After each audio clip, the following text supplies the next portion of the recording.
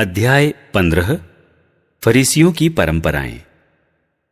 यरूशलेम के कुछ फरीसी और शास्त्री किसी दिन ईसा के पास आए और यह बोले, आपके शिष्य पुरखों की परंपरा क्यों तोड़ते हैं? वे तो बिना हाथ धोए रोटी खाते हैं। ईसा ने उन्हें उत्तर दिया, और तुम लोग अपनी ही परंपरा के नाम पर ईश्वर की आज्ञा क्यों भंग करते हो? ईश्वर ने कहा, अपने पिता और अपनी माता का आदर करो, और जो अपने पिता या अपनी माता को शाप दे उसे प्राणदंड दिया जाए।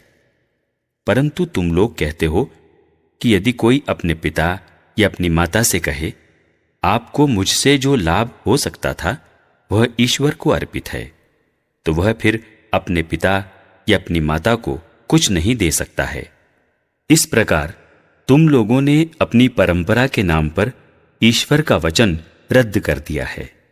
ढोंगियों, ईसायस ने यह कहकर तुम्हारे विषय में ठीक ही भविष्यवाणी की है, ये लोग मुख से मेरा आदर करते हैं, परंतु इनका हृदय मुझसे दूर है।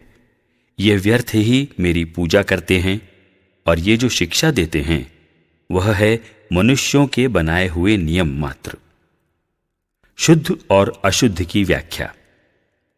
इसके बाद ईसा ने लोगों को पास बुलाकर कहा, तुम लोग मेरी बात सुनो और समझो। जो मुंह में आता है वह मनुष्य को अशुद्ध करता है, बल्कि जो मुंह से निकलता है वही मनुष्य को अशुद्ध करता है। बाद में शिष्य आकर ईसा से बोले, क्या आप जानते हैं कि फरीसी आपकी बात सुनकर बहुत बुरा मान गए हैं? ईसा ने उत्तर दिया, जो पौधा मेरे स्वर्गिक पिता ने नहीं रोपा है वह उखाड़ा जाएगा। उन्हें रहने दो, वे अंधों के अंधे पथ प्रदर्शक हैं। यदि अंधा अंधे को ले चले तो दोनों ही गड्ढे में गिर जाएंगे। इस पर पेतरुस ने कहा, वह दृष्टांत हमें समझा दीजिए। ईसा ने उत्तर दिया, क्या तुम लोग भी अब तक नासमझ हो? क्या तुम यह नहीं समझते कि जो मुंह में पड़ता है वह पेट में चला जाता है और शौच घर में निकलता है? परंतु जो मुंह से निकलता है वह मन से आता है, और वही मनुष्य को अशुद्ध करता है। क्योंकि बुरे विचार, हत्या, परगमन, व्याभिचार, चोरी, झूठी गवाही और निंदा, ये सब मन से निकलते हैं। यही बातें मनुष्य को अशुद्ध करती हैं। बिना हाथ धोए भोजन करना मनुष्य को अशुद्ध नहीं करता। कनानी स्त्री। ईसा ने वहां से विदा होकर तीरुस और सिदोन प्रांतों के लिए प्रस्थान किया। उस प्रदेश की एक कनानी स्त्री आई और पुकार पुकार कर कहती रही, प्रभु, दाऊद के पुत्र, मुझ पर दया कीजिए। मेरी बेटी एक अपदूत द्वारा बुरी तरह सताई जा रही है। ईसा ने उसे उत्तर नहीं दिया। उनके शिष्यों ने पास आकर उनसे यह निवेदन किया, उसकी बात मानकर उसे विदा कर दीजिए, क्योंकि वह हमारे पीछे पीछे चिल्लाती आ रही है। ईसा ने उत्तर दिया, मैं केवल इस्राएल के घराने की खोई हुई भेड़ों के पास भेजा गया हूं। इतने में उस स्त्री ने आकर ईसा को दंडवत किया और कहा, प्रभु, मेरी सहायता कीजिए।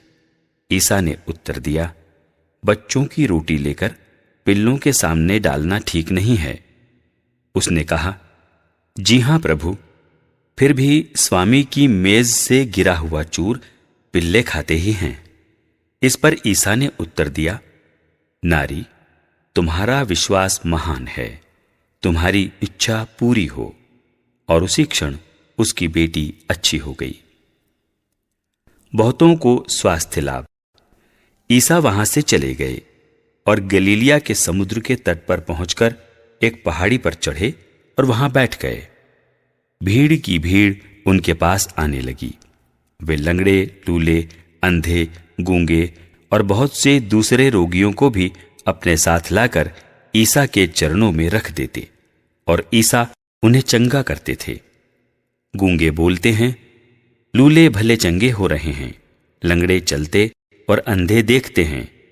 लोग यह देखकर बड़े अचंभे में पड़ गए और उन्होंने इस्राएल के ईश्वर की स्तुति की। रोटियों का दूसरा चमत्कार। ईसा ने अपने शिष्यों को अपने पास बुलाकर कहा, मुझे इन लोगों पर तरस आता है। ये 3 दिनों से मेरे साथ रह रहे हैं और इनके पास खाने को कुछ भी नहीं है। मैं इन्हें भूखा ही विदा करना नहीं चाहता, कहीं ऐसा न हो कि ये रास्ते में मूर्छित हो जाएं। शिष्यों ने उनसे कहा, इस निर्जन स्थान में हमें इतनी रोटियां कहां से मिलेंगी कि इतनी बड़ी भीड़ को खिला सकें? ईसा ने उनसे पूछा, तुम्हारे पास कितनी रोटियां हैं? उन्होंने कहा, 7 और थोड़ी सी छोटी मछलियां। ईसा ने लोगों को भूमि पर बैठ जाने का आदेश दिया और वे 7 रोटियां और मछलियां लेकर उन्होंने धन्यवाद की प्रार्थना पढ़ी और वे रोटियां तोड़ तोड़कर शिष्यों को देते गए और शिष्य लोगों को। सबों ने खाया और खाकर तृप्त हो गए और बचे हुए टुकड़ों से 7 टोकरे भर गए। भोजन करने वालों में स्त्रियों और बच्चों के अतिरिक्त 4000 पुरुष थे। ईसा ने लोगों को विदा किया और वे नाव पर चढ़कर मगादान प्रांत पहुंचे।